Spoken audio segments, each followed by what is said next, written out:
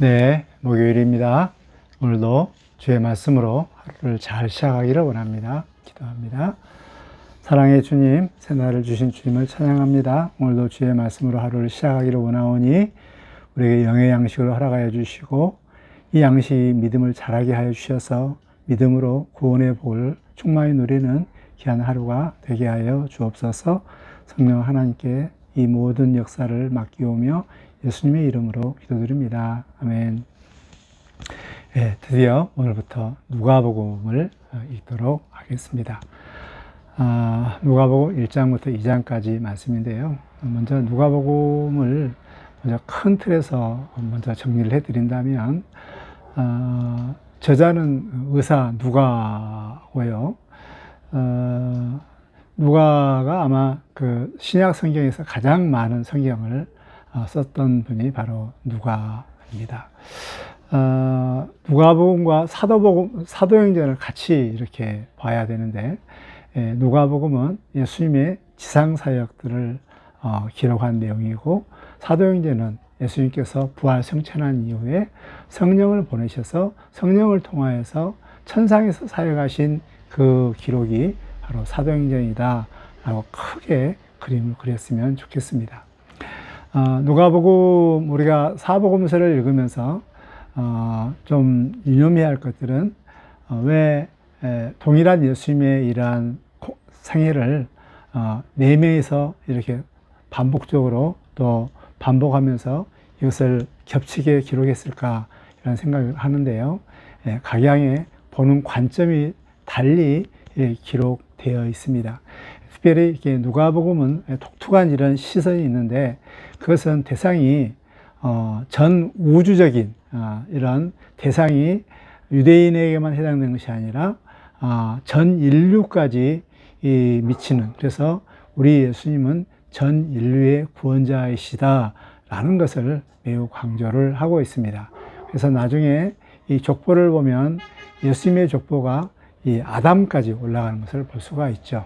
그래서 예수님은 모든 사람의 구원자이시다라는 것을 우리에게 알려주고 있고, 특별히 또 누가복음을 읽다 보면 굉장히 그 약자, 가난한 자, 소외된 자, 이런 자들을 위한, 이런 자들을 위로하고 이런 자들에게 구원을 베푸는 이런 그런 복음서라는 것을 많이 알 수가 있습니다. 이 누가복음은 굉장히 그 서론 1장 1절부터 4절까지 누가복음이 굉장히 근원부터 자세히 이렇게 편지를 쓰는 그 목적이 이미 알고 있는 데오빌로 각하에게 이미 알고 있는 것을 더 확실하게 알기 위해서, 확실하게 더 알고 믿게 하기 위해서 기록했다라는 것을 서론 쪽에서 볼 수가 있습니다. 누가복음을 읽으면서 우리가 알고 있는 예수 그리스도에 대해서 더 정확하게, 더 구체적으로 확실하게 알 수 있는, 그래서 믿음이 더욱더 견고하게 세워지는데 힘을 썼으면 좋겠다라는 생각을 가져봅니다. 우리가 읽어야 1장부터 2장까지는 크게 1장에서 세례 요한의 탄생, 그리고 2장에서 예수님의 탄생, 그리고 이 탄생에 대한 여러 가지 스토리, 그리고 반응에 대해서 쭉 나와 있습니다.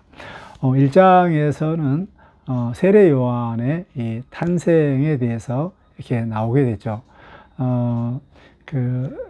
사가랴와 엘리사벳의 가정 가운데 자녀가 없는 가운데 가브리엘이 나타나서 이렇게 세례 요한의 탄생들을 이야기를 했고, 굉장히 기도를 많이 했던 것 같아요. 그 기도에 응답하여서 세례 아들을 낳게 할 것이다. 그런데 이 사가랴는 이 소식에 약간 믿지 못하고 의아해서 결국 10개월 동안 벙어리가 되는 이런 사건이 나오게 되죠. 그리고 이제 실제로 모든 임무를 마치고 사가랴가 돌아왔을 때 이제 세례 요한을 임신하게 됐고, 5개월 동안 있었었고, 그 이후에 6개월째 되는 날 동일하게 이제 가브리엘이 마리아에게 와서 이제 예수의 나심, 지극히 큰 자의 이 아들됨을 이렇게 예수님의 이 나심을 예언을 하고 또 여기에 대해서 마리아는 그대로 순종하고 믿고 나가는, 사가랴는 그 정말 하나님의 말씀, 능치 못한 이런 말씀에 대해서 그렇게 의인이었지만 이것을 믿지 못하는, 그러나 마리아는 그것을 그대로 믿고 그대로 내게 이루어지기를 원하고 결단하는 이런 내용들을 볼 수가 있습니다. 그리고 나서 이제 그 마리아는 이제 엘리사벳에 가서 3개월 동안 있으면서 거기에서 마리아는 엘리사벳의 이러한 귀한 섬김을 통하여서 찬송하게 만드는, 그리고 이 예수님의 나으심 이 사역들을 정말 견고하게 할 수 있는 이런 정말 성도의 교제가 얼마나 중요한가를 이렇게 알 수가 있죠.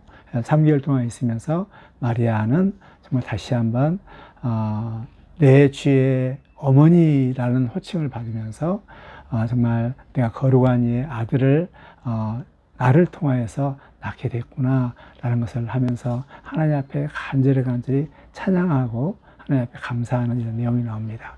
그리고 나서 이제 세례 요한이 낳게 되는 그런 스토리가 나오는데 여기에 대해서 또 사가랴는 이제 그 요한이라 이름을 쓰고 입이 풀리는 이런 내용들이 나옵니다.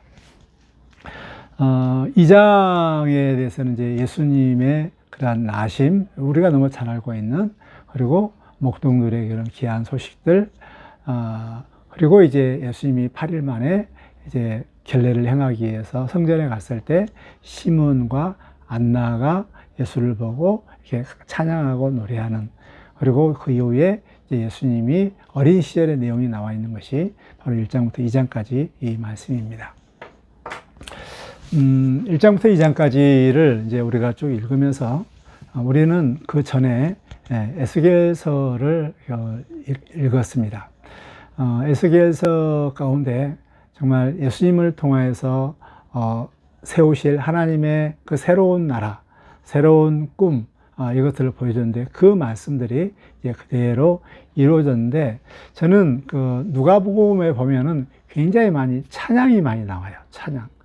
찬양들을 많이 이렇게 나오면서 누가복음 가운데 있는 찬양들을 우리가 주목했으면 좋겠는데, 제일 먼저 그 엘리사벳이 참 이렇게 고백을 합니다. 엘리사벳이 임신을 하고 5개월 되는 그 때에 정말 하나님 앞에 찬양을 하는데요. 1장 25절, 주께서 나를 돌보시는 날에 사람들 앞에서 내 부끄러움을 없게 하시려고 이렇게 행하셨다.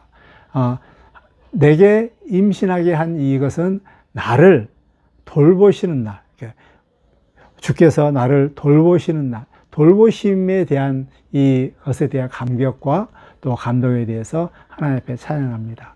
나이가 들었지만 아이를 낳지 못한 것에 대해서 얼마나 많은 그런 마음의 이런 아픔이 또 고통이 있었는가. 그러나 그것을 임신하게 해서 나의 이러한 원통함을 하나님께서 나를 돌보시는 날에 이렇게, 그래서 내 부끄러움을 없게 하시는 하나님을 찬양하는 내용을 볼 수가 있습니다. 또 마리아의 이런 찬양은 엘리사벳이 정말 마리아가 왔을 때 잘 이렇게 권면하고 정말 찬양하고 이렇게 내 주여 어머니여 하면서 또 태중에서 세례 요한과 예수님이 이제 만나는 가운데 세례 요한도 막 뱃속에서 뛰어노는 이런 내용이 나오잖아요. 이 고백들을 통해서 마리아는 이 찬양을 하는데 48절, 그의 여종의 비천함을 돌보셨다.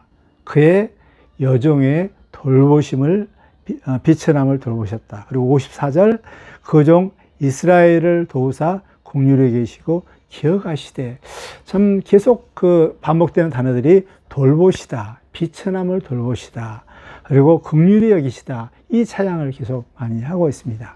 또 찬양 가운데 이제 예수님을 이제 성전에 이렇게 정결 내식을 했을 때 시몬이 이 아이를 품에 안고 이렇게 고백합니다. 정말 그 68장부터 14장까지 긴 내용들이 나와 있는데 사가랴의 그런 사가랴가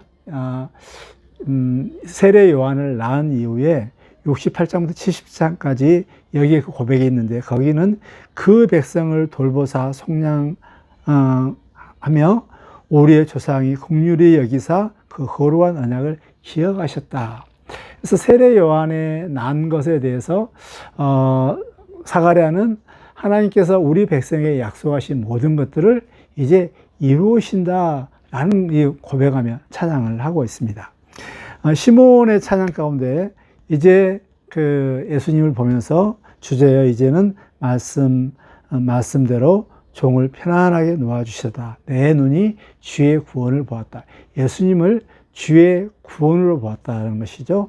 안나는 하나님 앞에 감사하면서 예루살렘의 속량을 바라는 모든 자에게 예수님에 대해서 이야기했다라고 이렇게 고백하고 있는데, 1장부터 2장까지 여기에는 정말 그 당시에 마리아나 또 사가랴나 또 시몬이나 안나 이런 모든 사람들이 정말 그 에레미야나 또 이사야나 또 에스겔을 통하여서 계속 약속했던 하나님의 말씀들을 굳게 붙잡고 있었습니다. 그 약속들을 굳게 붙잡고 있었고, 그 약속대로 이제 세례 요한과 또 예수가 낳은 것을 보면서 하나님께서 우리에게 약속하신 것을 이제 지키신구나. 우리를 불쌍히 여기사 우리를 구원하시려고 이렇게 하셨다. 이 고백을 합니다. 중요한 것은 정말 그 당시에 로마의 속국 가운데 있으면서 비천하게 살고 있는 이스라엘 백성들 마음 가운데 반드시 다윗의 후손을 통하여서 우리 이스라엘 백성들을 구원하실 것이라는 이런 간절한 소망, 간절한 이 메시아의 오심을 기대하고 있었다, 기다리고 있었다라는 것을 볼 수가 있어요. 그래서 특히 시몬 같은 경우에는 이제 내가 주의 구원을 보았사오니 하면서 정말 예수를 보면서 그 메시아가 이제 나신 것을 기억하면서 내가 평안히 이제 갈 수 있다라고 하면서 하나님을 찬양한 것을 볼 수가 있습니다.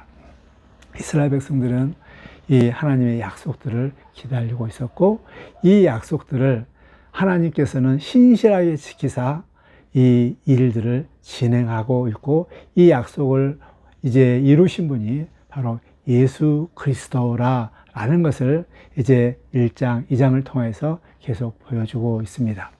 1장, 2장을 보면서 우리 마음 가운데 정말 우리의 삶들 가운데 여러 가지 그런 힘들고 어려움이 있을 때 우리가 흔들리지 아니하고 붙잡아야 할 것은, 영혼의 탓은 바로 하나님의 말씀, 언약의 말씀, 하나님께서 우리에게 약속하신 이 말씀입니다. 우리가 이루어지지 아니하는 그 약속들은 다시 오실 예수 그리스도잖아요. 그리고 우리를 향하신 놀라운 계획들이잖아요. 이런 모든 계획들을 우리가 붙잡고 하나님의 말씀은 능치보담이 없다 라고 정말 굳게 믿고 소망하면서 살았으면 좋겠습니다. 이 마리아처럼 비록 내게 수많은 위험과 어려움이 있다 할지라도 이 종에게 말씀대로 이루어지이다 라고 고백할 수 있는, 그리고 말씀이 이루는데 내가 도구로 쓰고자 하는 이런 결단과 헌신의 이런 마음들을 가졌으면 좋겠습니다. 하나님께서는 하나님의 약속하신 것을 반드시 때가 되면 지킨다는 사실을 기억하면서 우리 모두 하나님의 말씀은 능치 못함이 없다라는 것을 기억하면서 하나님의 약속들을 굳게 붙잡고 오늘도 힘들지만 이렇게 살아가는 우리의 소망, 우리의 삶들이 되시기를 주의 이름으로 축복합니다. 하나님, 우리 하나님의 그 언약은, 이스라엘 백성이 향하신 언약은 반드시 이루어짐을 우리가 누가복음 1장 2장을 통하여서 알게 해 주셔서 감사합니다. 이스라엘 백성들 정말 나라 잃고 힘들게 사는 가운데 아브라함의 약속하신, 또 조상의 약속하신 그 약속들을 바라보면서 소망 가운데 메시아의 오심을 기다리고 있었습니다. 주님, 우리도 다시 오실 예수 그리스도를 늘 소망하면서 하나님의 말씀은 능치 못함이 없음을 우리가 알고 그 말씀이 내가 이루어지는데 내가 쓰임받을 수 있는 그런 말씀을 이루어지는데 쓰임받는데 헌신하는 우리의 삶이 될 수 있도록 도와주시옵소서. 예수님의 이름으로 기도드립니다. 아멘.